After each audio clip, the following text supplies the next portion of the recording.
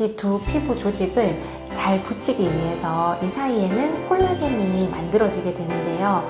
이렇게 콜라겐이 만들어지면서 이렇게 피부들이 끈끈하게 잘 달라붙는 것을 목표로 합니다. 그런데 어떤 경우에는 콜라겐이 너무 과도하게 증식을 해서 그 부위가 붉게 부풀어 오르는 현상이 생기게 되고, 그런 것을 이제 켈로이드라고 부르게 됩니다.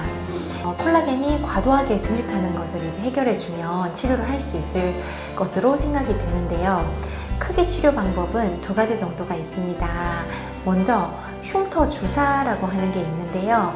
이 흉터 주사는 농도 조절을 할 수 있습니다. 그래서 상황에 따라, 그러니까 흉터의 위치라든지 사이즈라든지 오래된 정도를 고려해서 농도를 조절하는 것이 치료 효과가 좋은데요. 안녕하세요. 닥터 아이리스 피부과 전문의 최주연입니다. 오늘은 켈로이드와 비대성 흉터에 대해서 말씀드려 보려고 합니다. 이제 켈로이드라고 하는 말을 처음 들어보시는 분들도 많이 있을 텐데요. 수술을 했다든지 깊게 다쳤다든지 아니면 여드름이라든지 종기와 같은 염증이 지나간 자리가 시간이 지나면서 점점 붉게 단단하게 부풀어 오르는 것을 말합니다. 그래서 가렵거나 욱신욱신 통증이 동반되시는 분들도 많이 있습니다. 그래서 상처의 크기만큼 붉게 부풀어 오르는 것을 비대성 흉터라고 하고요. 상처의 길이나 너비보다 더 많이 부풀어 오르는 것을 켈로이드라고 합니다. 그래서 이러한 흉터 때문에 이제 마음고생 하시는 분들이 많이 있습니다. 그래서 이 켈로이드와 비대성 흉터의 치료에 대해서 오늘 설명을 드려보려고 하는데요. 먼저 치료를 어떻게 하는지를 알려면 왜 생기는지부터 알면 이해가 빠르십니다. 수술이라든지 깊은 상처가 나서 피부가 이렇게 벌어지게 되면 이 피부를 잘 붙여주기 위해서 봉합을 시행하는 경우가 많이 있습니다. 그래서 꿰매뒀다가 한 2주 정도가 지나면 실밥을 푼다 라고 하죠. 봉합살을 제거하게 되는데요.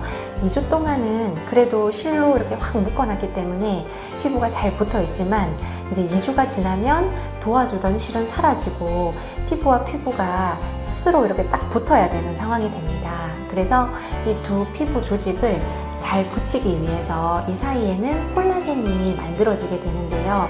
이렇게 콜라겐이 만들어지면서 이렇게 피부들이 끈끈하게 잘 달라붙는 것을 목표로 합니다. 그런데 어떤 경우에는 콜라겐이 너무 과도하게 증식을 해서 그 부위가 붉게 부풀어 오르는 현상이 생기게 되고, 그런 것을 이제 켈로이드라고 부르게 됩니다.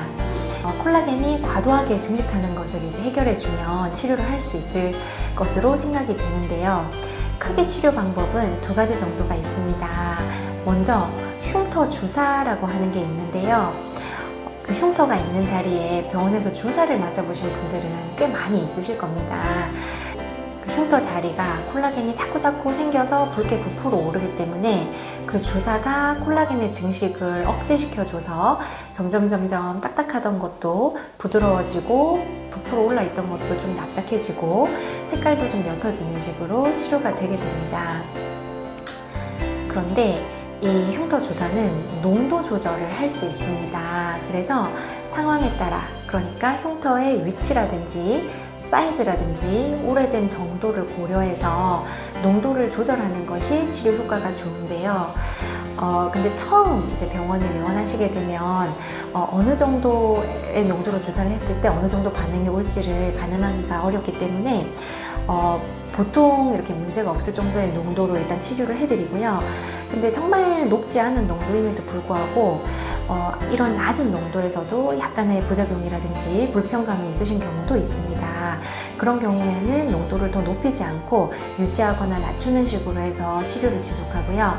다른 부작용이 없으신 분들은 농도를 순차적으로 올리면서 치료를 해드리면 빠른 속도로 치료 효과를 보실 수가 있고, 단단한 거, 이제 가려운 거, 욱신욱신 아픈 거, 이런 증상들도 많이 개선되는 것을 확인할 수 있습니다. 그래서 농도를 높일수록 치료 속도가 빨라지는 것은 맞으나 이제 약의 부작용이 혹시라도 이제 발생할 수 있기 때문에 상황에 맞게끔 농도 조절을 해주는 것이 필요하고요.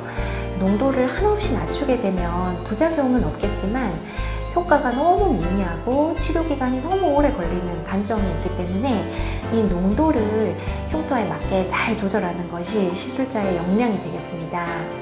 그래서 제가 치료를 해드리면 혹시라도 이제 치료를 받다가 이사를 한다든지 직장을 옮기셨다든지 여러 가지 이유로 이렇게 다른 병원에서 치료를 받으시는 경우도 생기는데요.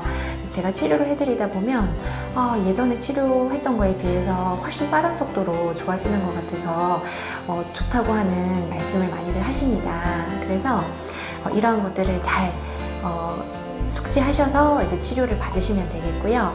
그리고 두 번째 치료는 이제 레이저 치료입니다. 이게 보통 붉은기를 많이 동반하기 때문에 잘 보이는 위치에 있거나 아주 오래된 흉터 같은 경우에는 레이저 치료를 흉터 주사와 함께 이제 병합해서 치료하는 경우도 많이 있습니다. 그래서 보통은 붉은기가 많기 때문에 혈관 레이저, V빔 퍼펙타와 같은 레이저를 가장 많이 사용하고요. 치료를 꾸준히 하면서 붉은기는 많이 개선되고 거뭇거뭇한 흔적만 남은 경우에는 1064 엔디아그 레이저를 사용하기도 합니다. 그래서 레이저를 병합함으로써 더 빠른 속도로 이제 붉은기라든지 이제 전체적인 색깔과 양상을 좋게 만들고 이제 딱딱하고 부풀어 올라 있는 것 그리고 가려움과 통증까지도 좋아지게 하게끔 노력합니다. 그래서 이렇게 치료를 해볼 수가 있겠고요. 또 제가 한 가지 더 말씀드리고 싶은 거는 흉터는 빨리 치료를 시작할수록 효과가 좋습니다. 그래서 보통 이제 실밥을 제거하고 나서 한 달이나 두 달 후부터 이런 혈관 레이저라든지 이런 치료를 고려하게 됩니다. 그래서 이러한 치료를 적당한 간격으로 여러 번 치료를 한 경우에는 이렇게 1년, 2년이 지나서 흉터가 완전히 안정화된 이후에도 많이 붉게 부풀어 오르지 않고 티가 많이 덜 나는 상태로 유지가 되는 경우가 많습니다. 그래서 이렇게 보시면 되는데요. 수술 흉터가 매우 깊었던 자리 같은 경우에는 그 부풀어 오르는 것 외에 아래쪽으로 들러붙는 이제 유착이 발생하는 경우가 있습니다. 그래서 이러한 유착은 아래쪽으로 이렇게 형성되어 버린 끈끈하게 생긴 이제 섬유끈들을 끊어줘야 하는데요. 이런 것들을 서브시전이라고 부릅니다. 그래서 바늘을 사용하는 경우도 있고 끝부분이 뭉툭한 관인 캐뉼라를 사용하는 경우도 있습니다. 저는 주로 캐뉼라를 사용해서 시술을 해드리고요. 여기 사진을 보시면 이렇게 유착이 일어난 경우에는 이렇게 그 흉터 자리 위나 아래쪽으로 살이 이렇게 울퉁하게 울어있는 것을 보실 수 있습니다. 그래서 서브시전을 통해서 아래쪽 유착을 정리를 해주면 많이 평평해지는 것을 이제 기대해 볼 수 있습니다. 그래서 수술 흉터는 어쨌든 빠른 시일 내에 치료를 하시는 것이 늦게 치료를 하시는 것보다는 도움이 된다. 그렇지만 오래된 흉터라 하더라도 적절하게 꾸준히 치료를 잘 해주면 그 처음 치료를 시작할 당시보다는 훨씬 많이 개선된 상태로 흉터가 마무리가 되고 가려움이라든지 통증도 훨씬 개선되시는 경우가 많기 때문에 혹시 오래된 흉터더라도 이제 상담을 받아보시고 적절한 치료를 받으시면 많은 도움이 되실 것으로 생각을 합니다. 네, 경청해 주셔서 감사합니다.